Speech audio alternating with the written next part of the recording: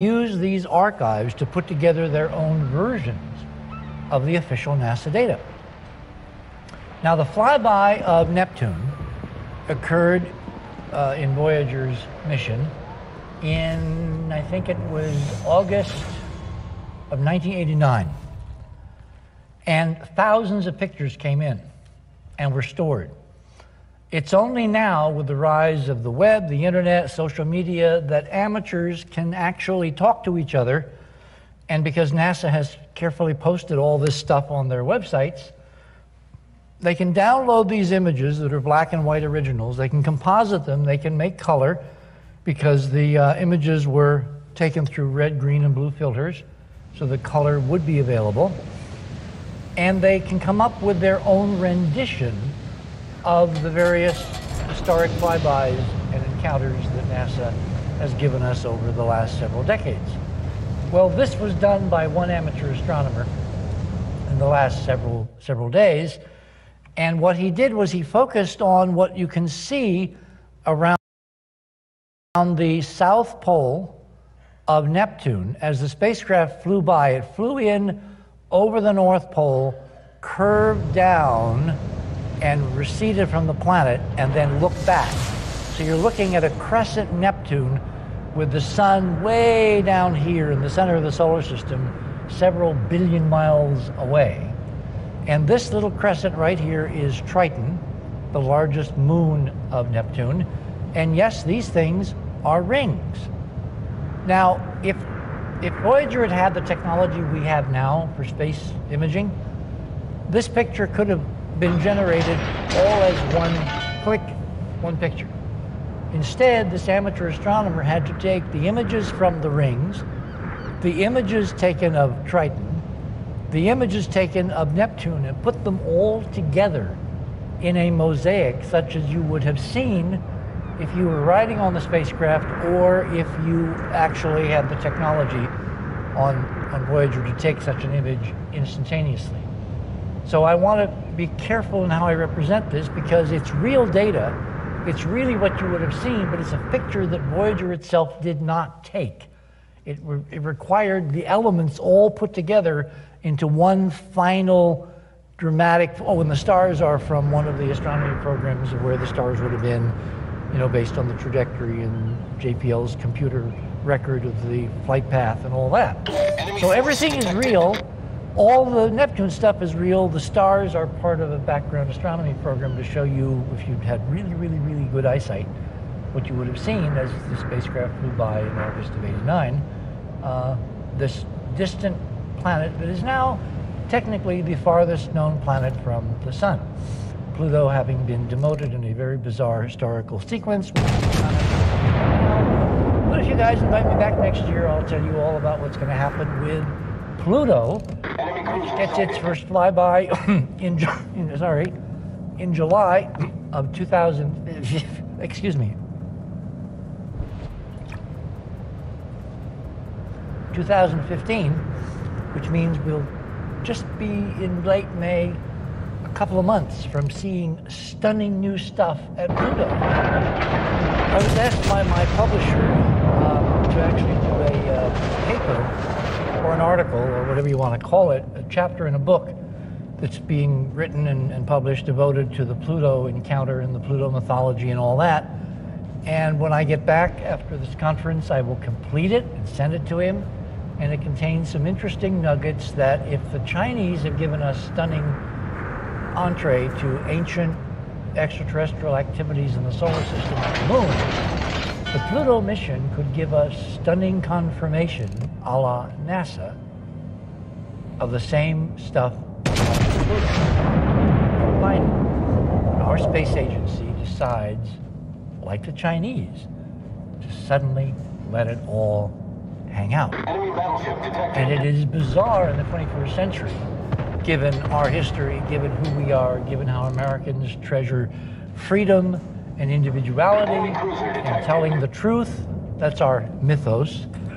The fact that it's a Chinese government which is beating its hands down in the truth game. And that is not good in the short term, but it could be very exciting in the long term, because frankly, as the founding fathers knew, if you don't have competing forces, if you don't have an interlocking system of checks and balances, power will drive those in power to do absolutely terrible things in the name of all the things that most people hold dear and sacred and in terms of their belief system attached to this particular nation. It's a really good thing in my mind that the Chinese have exposed the lies that NASA has been telling us for 50 years, because if it wasn't for somebody else on this planet to tell us the truth, NASA would just go on and on doing the same thing and expecting the same result.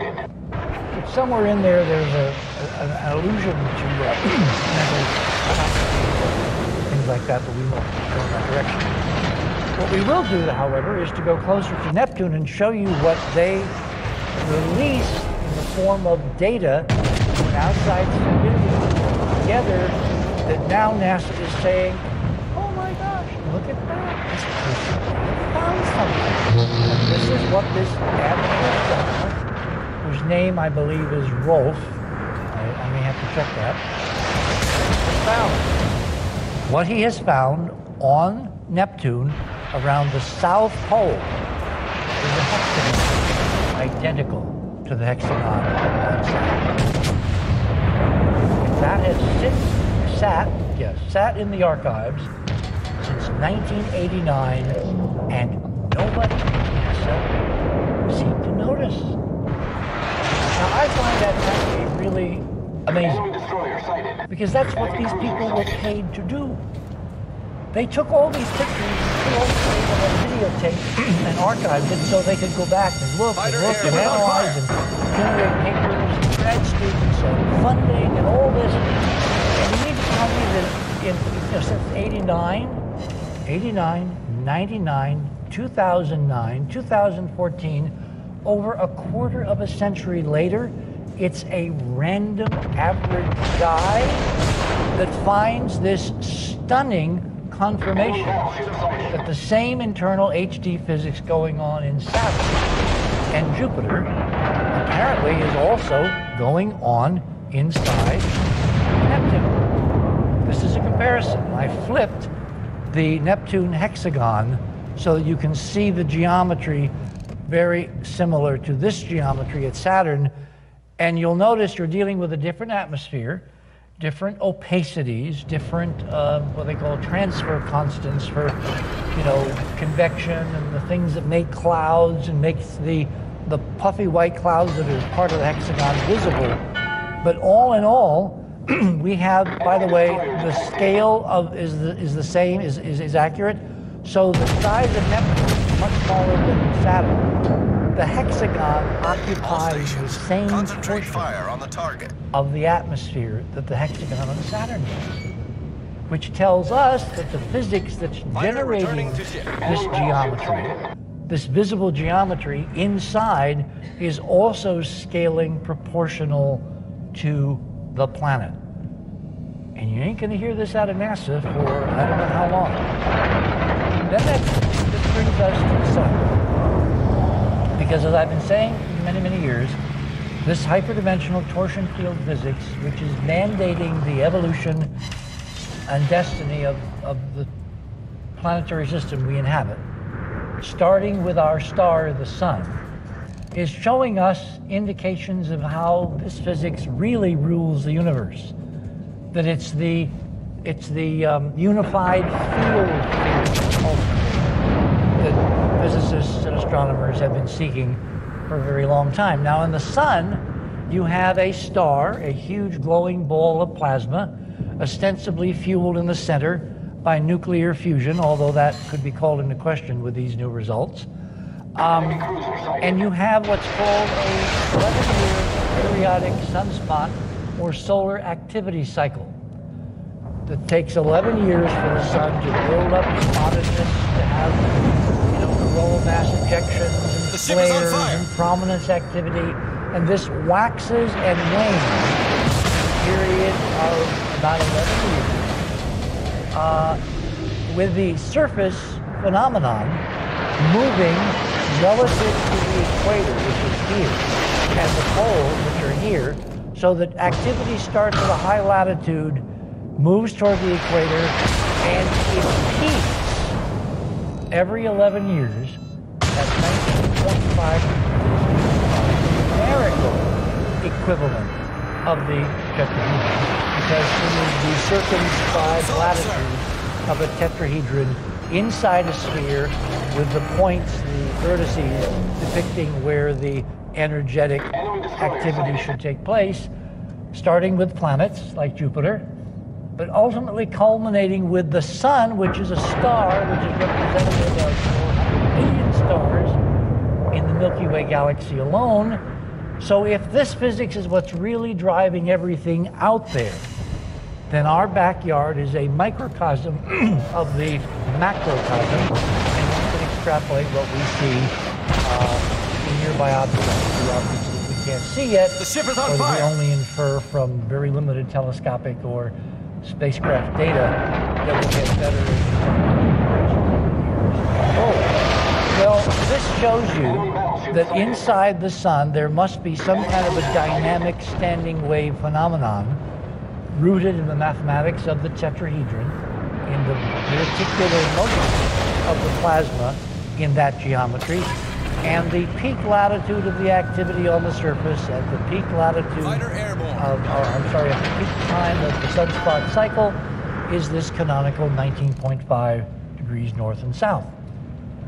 So you put all that together, and that's the background for this little nondescript figure sitting there on the Chinese website, a tetrahedron, which is shouting something enormous about the Chinese mission that they are not discussing in public.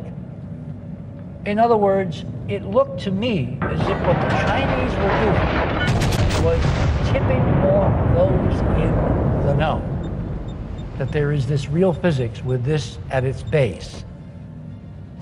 And they were basically connecting what the objective of this mission was going to find on the moon with the very physics oriented around the tetrahedron based on our own research.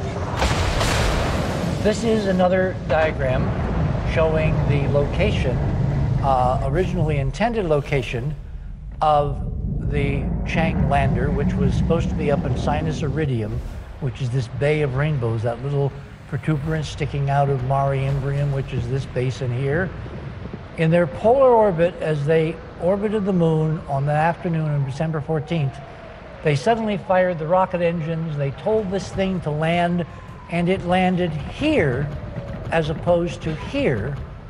And that landing site was stunningly confirmatory of everything I have just told you, because the landing site of Chang 3 on the moon is 19.51 degrees west and 44.12 degrees north. In other words, they built into their secret leak by landing at 19.5. Yes, this mission is secretly looking at the hyperdimensional torsion field model. Take that, you guys in the West. No, I'm very serious. This is high-level geopolitical 4D chess. And when I get to the rest of the story, as Paul Harvey used to say, you're not going to believe what you're going to hear, but it's on the record. I can point you to sources. This is not stuff we're making up. This is stuff that anybody with a laptop can confirm. So, this, of course, told me intimately that the double tetrahedron's significance of the physics was being communicated to the world by the very choice of the landing site of Chang 3 as a representation to those who knew what they were looking at of the next shoe the Chinese were preparing to drop as part of this larger mosaic of the real solar system, as opposed to the, I won't say fake solar system that NASA has shown us. Let's just say the abridged version of the real solar system. And again, I am blown away that it's a Chinese Communist government doing this, while our guys, who pride themselves on 200 plus years of freedom and individuality, have been steadfastly lying to everybody for almost half a century. What is wrong with this picture? And is what's happening now going to correct it? I'll get into some other implications of the landing site shortly, but let's move on. So we've got a landing at 19.5. I love saying that. It's just such an affirmation of what we've been trying to get people to pay attention to for decades. And it's nobodies that did this. This is the Chinese. This is the first images of both spacecraft taken by each other on the 15th of December, a few hours after the landing. This is the lander, Chang 3. This is Jade Rabbit, the little rover, solar panels, wheels, obligatory Chinese flag, parabolic dish antenna, the two cameras on top of the dish antenna, single camera on top of the lander, solar panels, legs, rockets, and lots of instrumentation in both at 19.5. I mean, that's really mind-boggling. Now, all my critics, and I have legions of them, they have been saying for years that I'm just nuts about this, that I'm into numerology, and that I'm, obviously hoaxing whatever data I present. I mean, the things they say about me are worse than the things that Donald Sterling said about other people. The fact of the matter is the Chinese rode to the rescue and landed their damn spacecraft at 19.5. So take that, you critics. How do you explain that? Remember, there are only 4 places on the moon where you can land at 19.5. You can land 19.5 east, or 19.5 west, or 19.5 north, or 19.5 south. Now, given that the moon has a surface area approaching something like all of the continents of Earth combined, something like 15 million square miles, what do you think the odds are that you would just randomly find yourself, oh my God, we landed at 19.5. Well, how did that happen? So, it happened because someone wanted it to happen as part of a larger tale. Not sure what that did. Oh, there we are. Okay. This is now a view as Chang was descending. They did an amazing job in covering it live. And I wrote a paper, a very long paper, which Robin was alluding to earlier. I think it took many months to put together, which is now on the Enterprise Mission website, enterprisemission.com. Just look for the Chinese paper on the Chang 3 landing. There's a banner on the front page. The Chinese really discovered the moon. You click on that, takes you to the paper, and you'll see that the Chinese have been very inconsistent in the things they have seen. Like, you can't hide the landing site, right? It's kind of naked and out there. But what they did is they misdirected everybody by saying they were going to land here, and they landed here at 19.5. And they didn't announce it until they landed. So they didn't want anybody to know what they were really up to until they actually started traveling. So you're now 200 feet above the landing site. There's a 60-foot crater to the north. The lander actually set down about here. See, there's interesting features sticking up. This one we'll talk about in great length later. There's a bunch of rocks on the rim of this crater, which are pretty weird. This is part of the lander.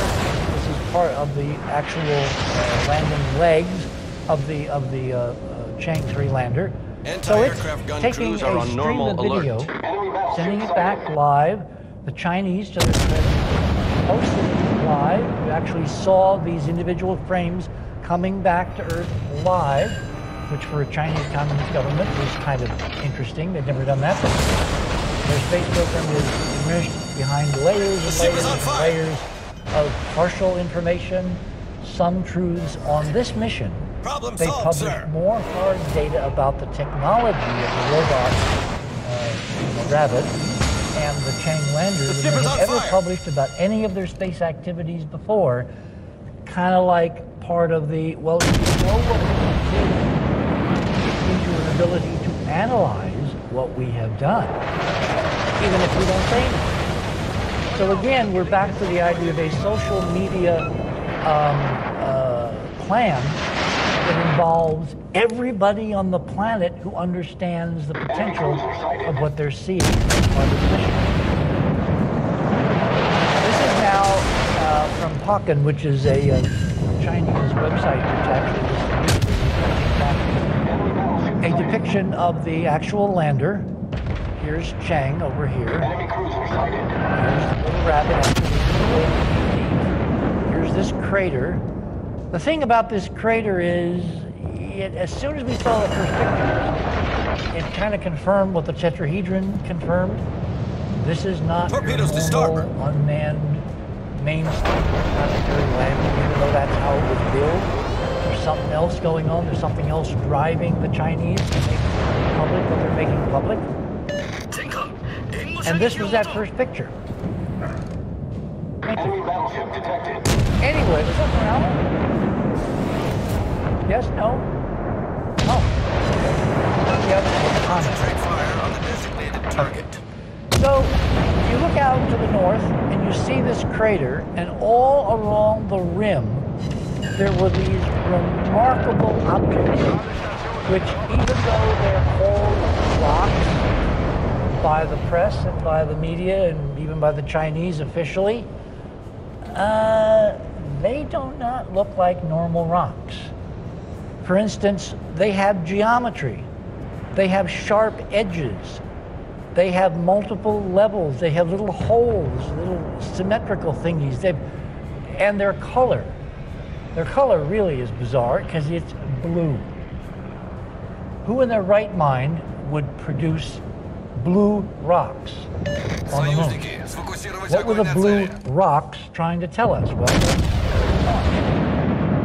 it wasn't until, let me see, the 11th of January, which is now almost a month after the landing, that the Chinese released their first really high-res version of the panorama, showing what had happened in the ensuing time between the 14th of December and the middle of the first week in January of 2014.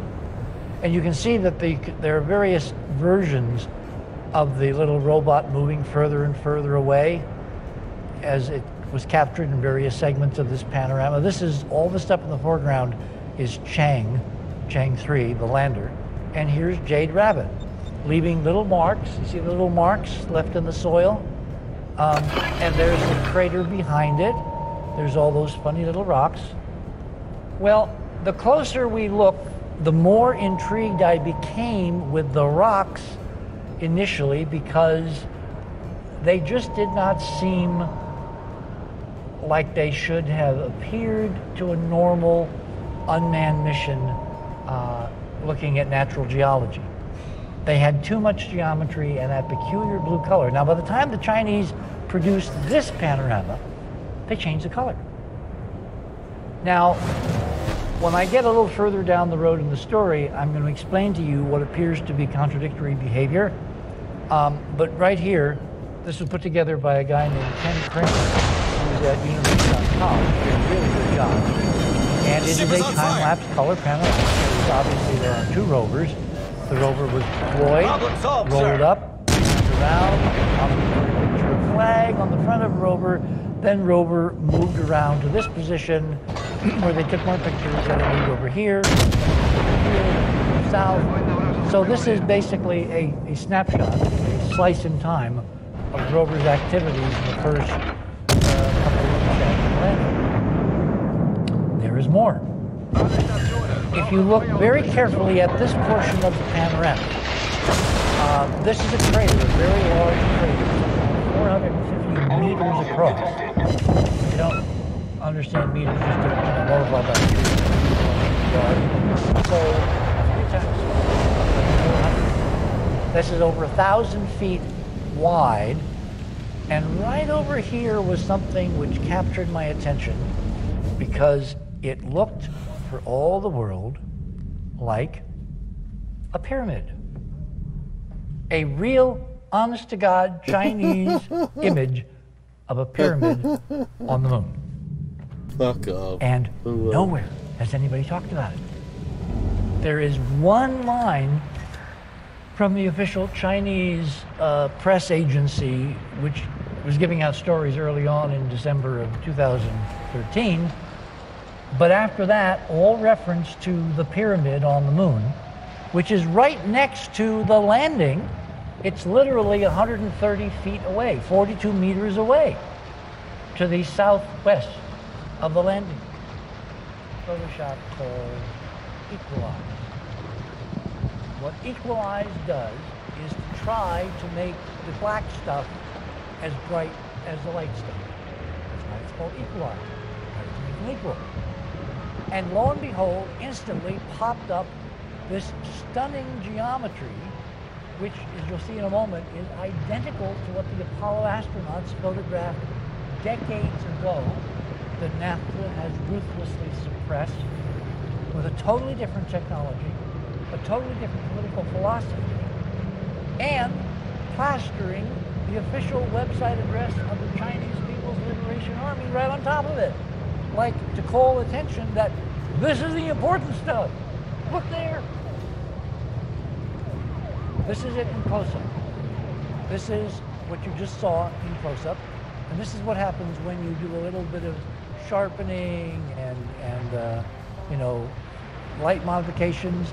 These arrows I put in, they show the vertical striations of the glass going this way, and these show the horizontal striations going this way and this way. There is no way this can be A, natural, B, expected, C, unspectacular, and D, not destined to change the world. Because nothing like this on the moon should possibly exist. Well, we'll get to that. Now, the reason I have this very nice vintage image up here of the Manned Spacecraft Center is that we have a friend, Robin and I. His name is Ken Johnston, Jr., actually. He is a former NASA test astronaut. And in 1995, when I met Ken in Seattle at a conference, he came up to me after my presentation, which, by the way, was not on Mars, on the moon, it was on Mars. And he said, you got a few minutes? I've got some things I kind of want to show you. You might be interested. So he showed us a few things, and we dropped everything we planned to do, and we trekked down to his house, which was south of Seattle, about an hour down. And lo and behold, there in his den were notebook after notebook after notebook of prints and negatives that he had carefully salvaged from the Apollo program, which was run by the NASA Manned Spacecraft Center back in the 60s and 70s. The program which sent human beings to the moon and returned them on this extraordinary vehicle, the Saturn V. Well, this guy, Ken Johnston, who was at a conference that we had a few years ago, I think this was at Joshua Tree. He's wearing, you know, his kind of quasi-NASA uniform.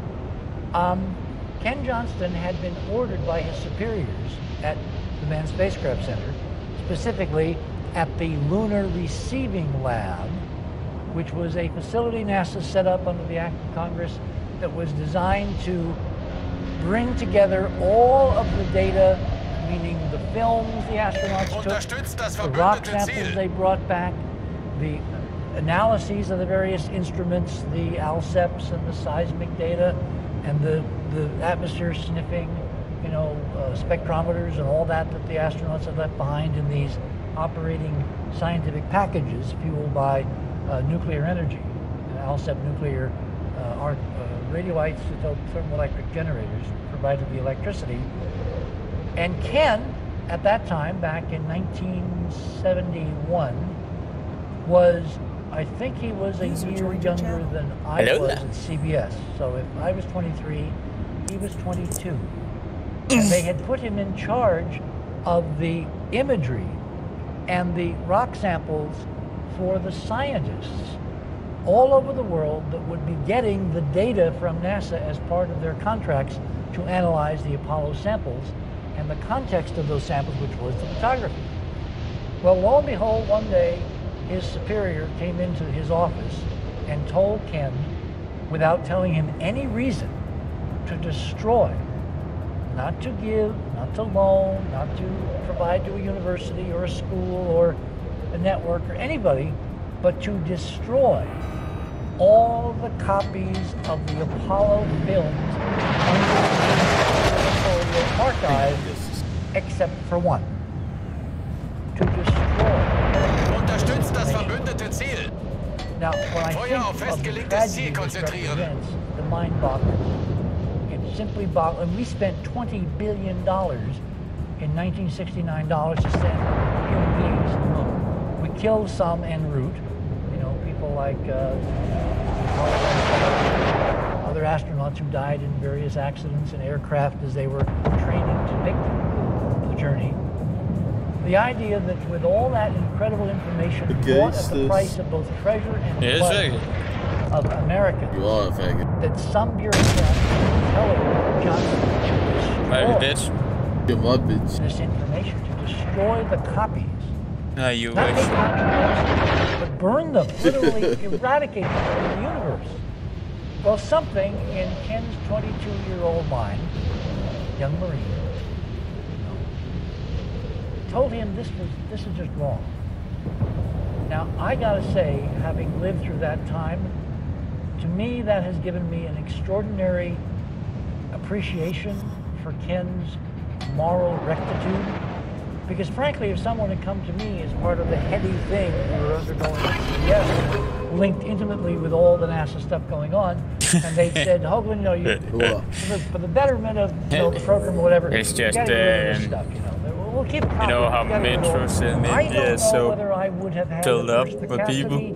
or the The insight guy or who the pressed himself moral in as the last guy, pause close to the door, but he to say to had, myself, but is he has wrong. an erection, so So when I'm the in door great closes, his admiration dick that is Ken Johnson, getting in the at middle. the age of 22, knew this was wrong. So what did he do?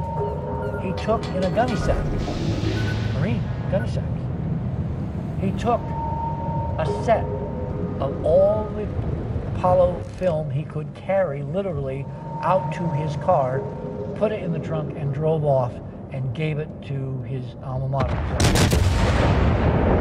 Which, of course, promptly lost him. We tried. We really went and looked, and nobody knows. I'm just massive watching. You know, and they took it back. But he kept some of it with him. And if you know anything about life in the Marine Corps, or life in the service, you know, they moved a lot. And over decades, moved position at the post, Ken took these small samples of much bigger treasure with him, house to house.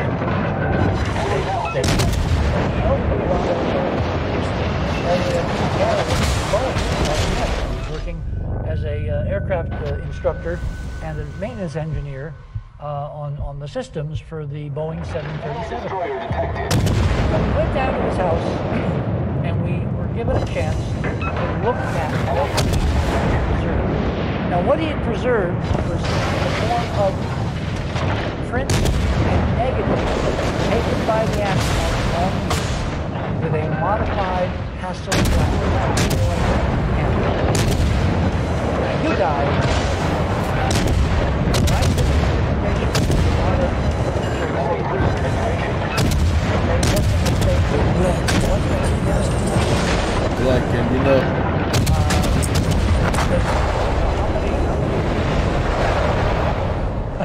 How many pixels, etc.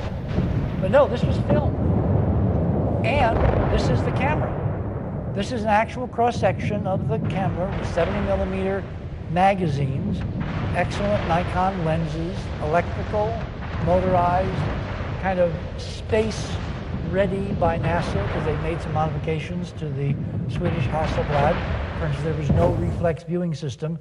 The astronaut basically used their body to point and shoot. And people have said afterwards, well, how in the world did they manage to get so many amazing pictures? That's a whole separate story having to do with the kind of film that I know was taken to the moon.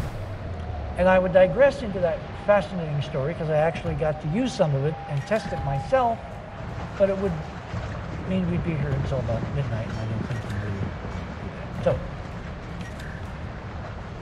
what Ken's prints, particularly 9301 from the Apollo 14 mission showed was a normal view of the moon taken on a Hasselblad 70mm. I want to play some fucking Gay Theft Auto, do you? I'm already on my way in. But let me finish this battle and then I will see what I can do. Don't join you.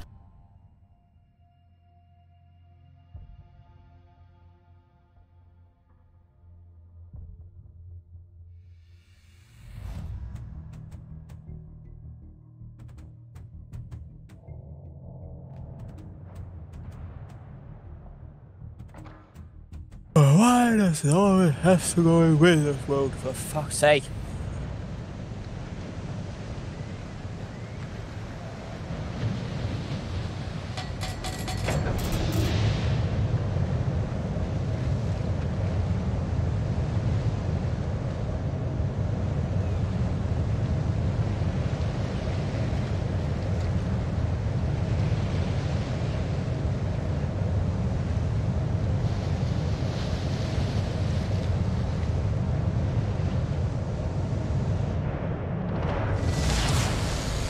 General Quarters.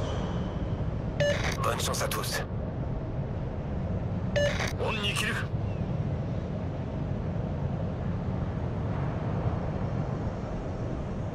Much obliged.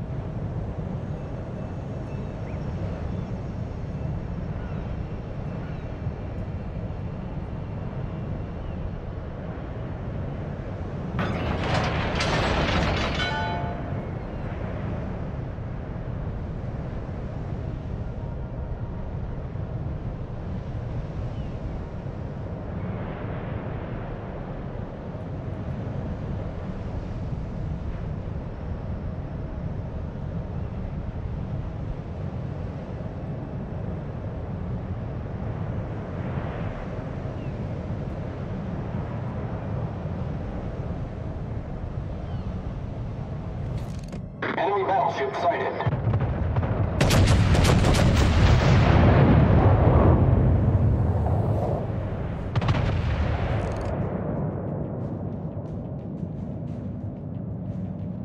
Enemy destroyer sighted.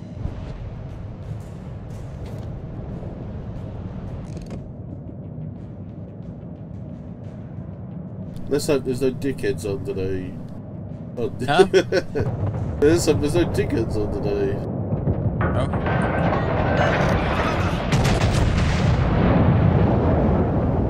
Percentage of dickheads is small, but...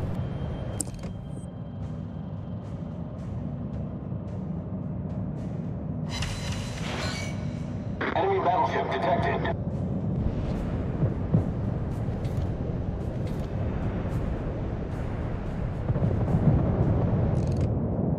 I didn't know that. Oh, that's true. That is fucking fucking built in this game. I'm a little disappointed that there's no burger shots or anything you can actually go into. No food shops you can actually get to. Yeah, there's a couple of free shops. Target penetrated. The ship is on fire. You can't get. Yeah, they are, but you can't get in them. There's a clocking bell you can get into, but no, not get into. It's that.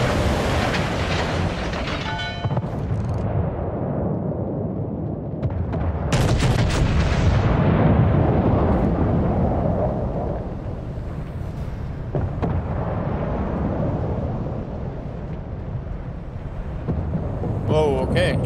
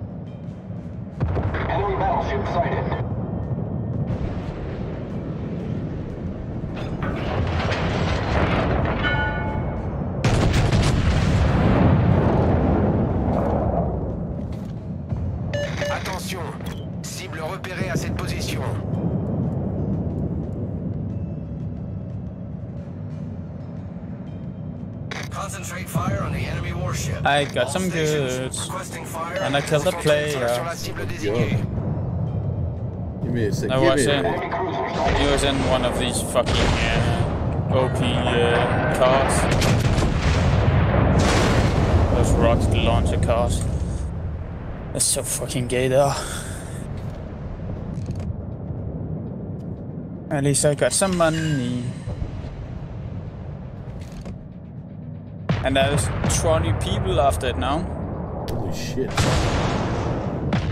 Well, that's not really 20, but there's a lot of fucking people after them. And they're killing each other just to get it. And I have a fucking fast car can just go in and nab it directly in front of them.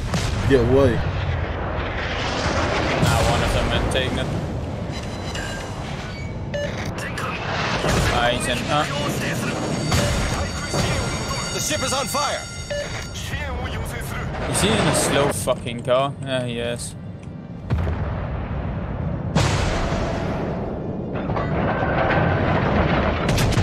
I got him!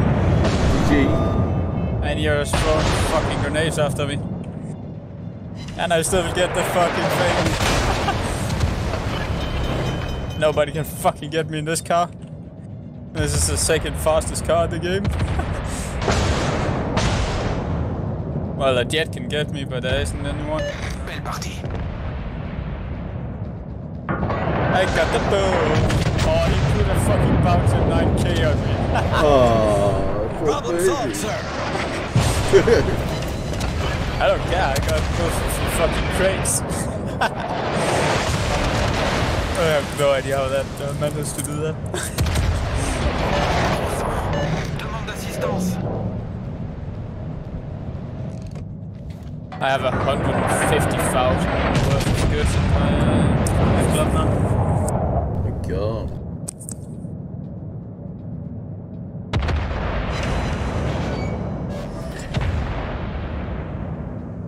Enemy battleship sighted.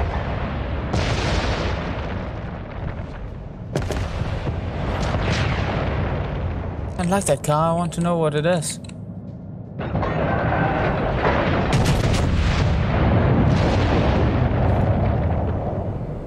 What car is this? I can't tell. What the fuck car is this? What does it look like? It's a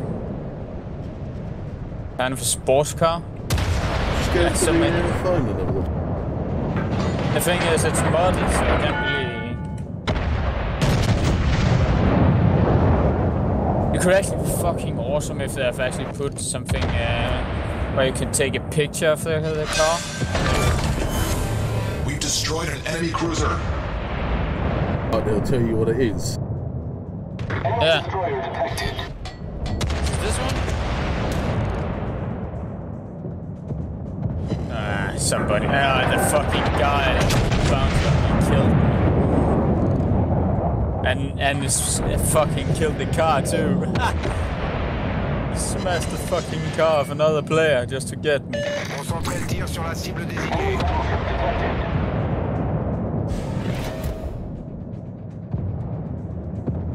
I don't even care, I got the money anyway. Our team is taking the Don't lead. get jack fucking shit from killing me.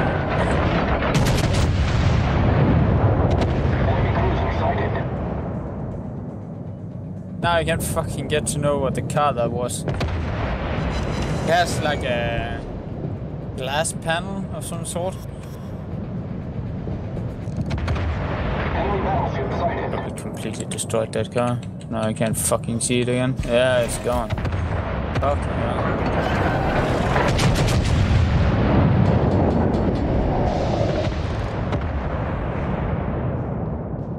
I think I found it. I'm not sure. What is Looks it? like it. Oh, it's called Neon. Enemy cruiser detected. It's an electric car. Yeah. I can't really be sure if it's that one. Looks a little like it.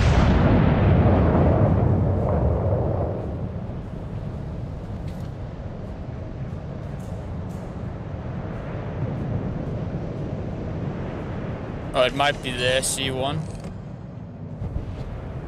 The supercar. Yeah, it is actually fucking S1.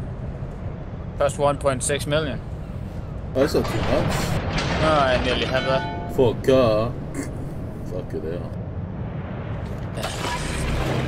But it's stupid because it's like 100,000 more, and it's the fucking price of my club. Fuck's sake.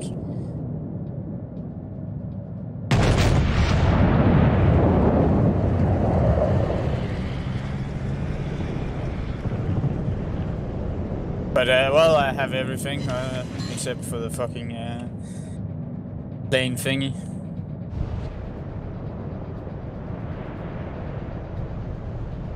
I thought you had the plane thing. No, I don't have the plane thing. You have, but I don't.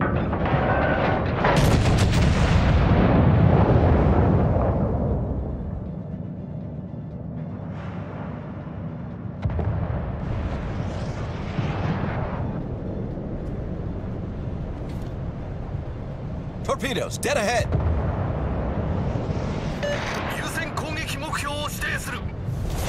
Our victory is in sight.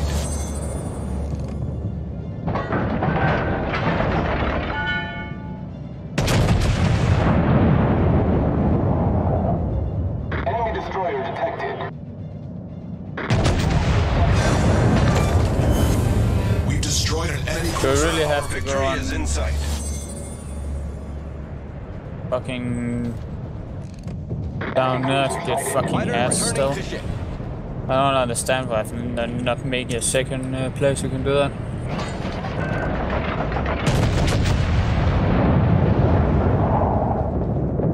Torpedoes, dead ahead.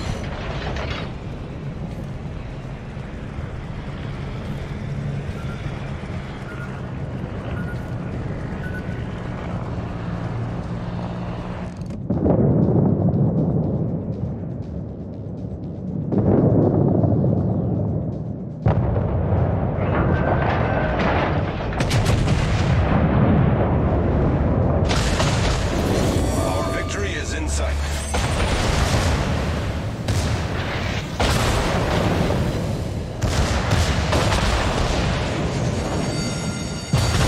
The ship is on fire.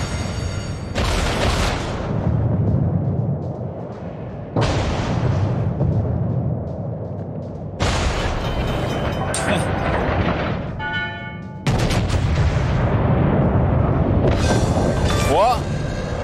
Enemy destroyer sunk. Warning, your mental state level is rising. Player will earn. Why does it do that? Did you kill another player, didn't you? Yeah, I have killed 2 guys because of the mission. Problem solved, And that's sir. it. That's not enough.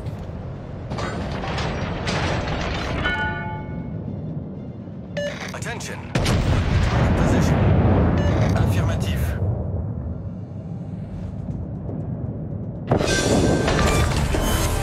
We've destroyed an enemy cruiser. Someone is gonna be mad now. I just killed 4 people in that game. Oh. That's impressive.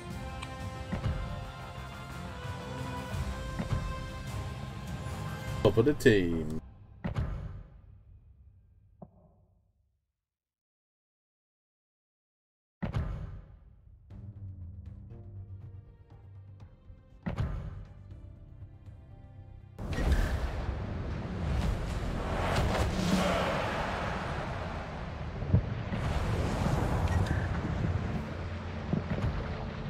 You sure about that? I have a machete. Are you sure about that?